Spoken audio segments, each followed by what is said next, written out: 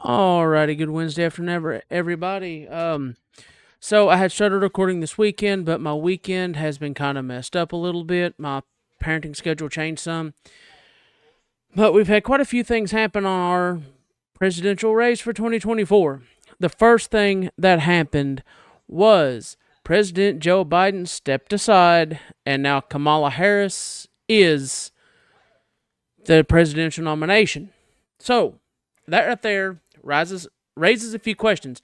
I had a discussion with somebody today, and they're like, "How is Kamala Harris how is she the presidential nominee when she was not voted for?" Let's look into it. Let's do some research and see what we can find on that, shall we? Okay, all right. So now we got this pulled up here. I'm using Ballotpedia. I do not know the accuracy of the information on Ballotpedia, but it's something to go by and could at least lead us in the right direction. All right, so according to this, since President Biden dropped out of the race, it does not automatically mean Kamala Harris is the presidential candidate. She has to be nominated by the Democratic National Convention, which right here, and they're pulling a source from the Associated Press. So it says, unlike the president itself, there is no formal line of succession for a presidential nominee. Vice President Kamala Harris does not automatically assume the role. The Associated Press, Will Vicert, wrote, in addition to the vice president, others that had endorsed Biden while harboring their own presidential aspirations for future cycles include California, blah, blah, blah, blah, blah. It's just naming people. Still, others who Biden bested during the party's 2020 presidential primary could also try again, including Senator Bernie Sanders, Elizabeth Warren, and Amy Klobuchar. So there, but that's basically what the whole situation is that they're going to do a virtual roll call to where they're all going to meet. The DNC is going to meet, and then they're going to select another candidate, which is probably going to be Harris.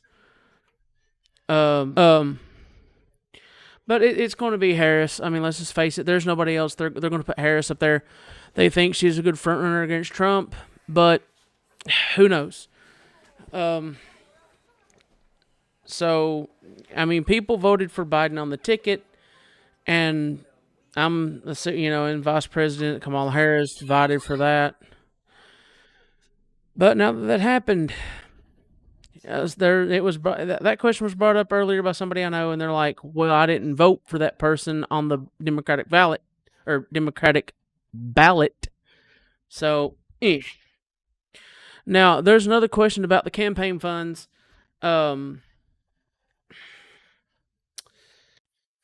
Let's see. Hold on here. Okay, it was on here. I was talking about the virtual roll call. Okay, here we go. Here's the money part of it. According to the Federal Election Commission, Biden had a total of $91.6 million in cash on hand as of May 31st, 2024. If Biden were to withdraw, the only replacement candidate who would have direct access to the funds without need to transfer them would be Vice President Harris, since she is currently listed as one of the committee's candidates. So, all of the campaign funds that Biden has raised, Kamala Harris has access to.